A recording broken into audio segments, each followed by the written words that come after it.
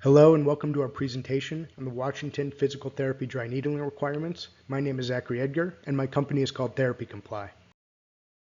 Therapy Comply is a membership-based compliance website that specializes in physical, occupational, and speech therapy. We offer monthly live, full-length continuing education courses, guides and sample policies for Medicare, TRICARE, HIPAA, NCCI, OSHA, and other important federal laws, information and updates for most private insurance companies, including Medicare Advantage plans and Medicaid plans. We are working on PT, OT, and SLP compliance guides for all 50 states, along with information on Medicaid, workers' compensation, home health, and pediatric services. And we offer ongoing and comprehensive support for our members, which means that members can email us with any therapy, compliance, or billing questions for no additional cost. This presentation is for informational purposes only. None of the material is intended as legal advice. Statutes and regulations are all subject to change.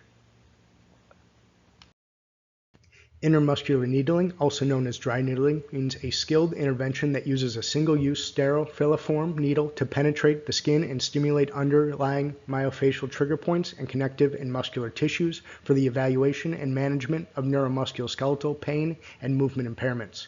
Intermuscular needling requires an examination and diagnosis. Intermuscular needling does not include needle retention without stimulation or the stimulation of acral and distal points. The board shall issue an endorsement to a physical therapist who has at least 1 year of postgraduate practice experience that averages at least 36 hours a week and consists of direct patient care and who provides evidence in a manner acceptable to the board of a total of 325 hours of instruction and a clinical experience that meets or exceeds the following criteria.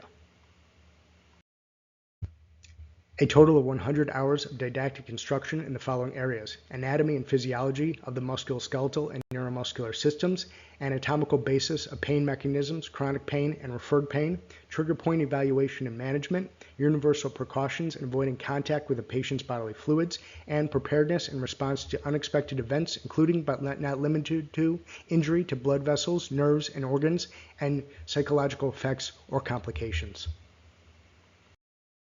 You will also need 75 hours of in-person intermuscular needling instruction in the following areas: intermuscular needling technique, intermuscular needling indications and contraindications, documentation and informed consent for intermuscular needling, management of adverse effects, practical psychomotor competency, and OSHA's bloodborne pathogens protocol. A successful clinical review of a minimum of 150 hours of at least 150 individual intermuscular needling treatment sessions by a qualified provider. A physical therapist seeking endorsement must submit an affidavit to the department demonstrating successful completion of this clinical review. Clinical review may include the direct or indirect supervision of intermuscular needling treatment sessions by a qualified provider, review of chart notes from intermuscular needling treatment sessions by a qualified provider, oversight by a qualified provider of intermuscular needling treatment sessions completed through an internship or apprenticeship.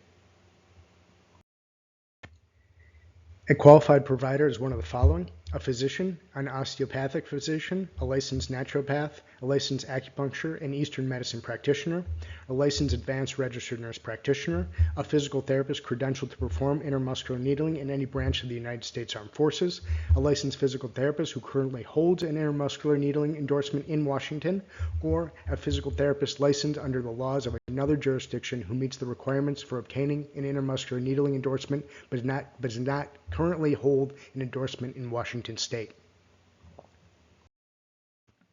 A PT can apply for endorsement before they have 1 year of clinical practice experience if they can meet the requirement of 100 hours of didactic instruction and 75 hours of in-person intermuscular needling instruction through their pre-licensure coursework and have completed all other applicable requirements.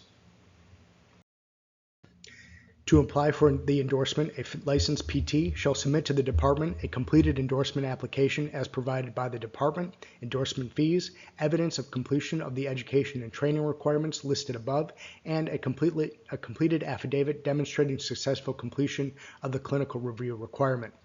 A licensed PT who is credentialed to perform intermuscular needling through any branch of the military meets the requirements of the intermuscular needling endorsement and shall submit to the department a completed endorsement application verifying their military credential to perform intermuscular needling and any fees required. A physical therapist may not delegate intramuscular needling and must remain in constant attendance of the patient for the entirety of the procedure.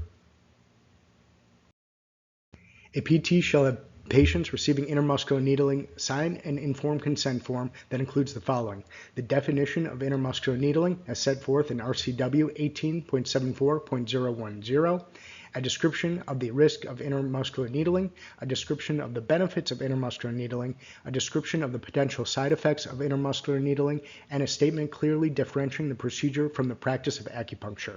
And acupuncture shall be defined in accordance with the definition of acupuncture and Eastern medicine under RCW 18.06.010. Intramuscular needling may not be administered as a standalone treatment within a physical therapy care plan. If a PT is intending to perform intramuscular needling on a patient who the PT knows is being treated by an acupuncturist for the same diagnosis, the PT shall make reasonable efforts to coordinate patient care with the acupuncturist to prevent conflict or duplication of services. Thank you for watching this presentation. If you enjoyed it, please like and subscribe, and please visit us at www.therapycomply.com.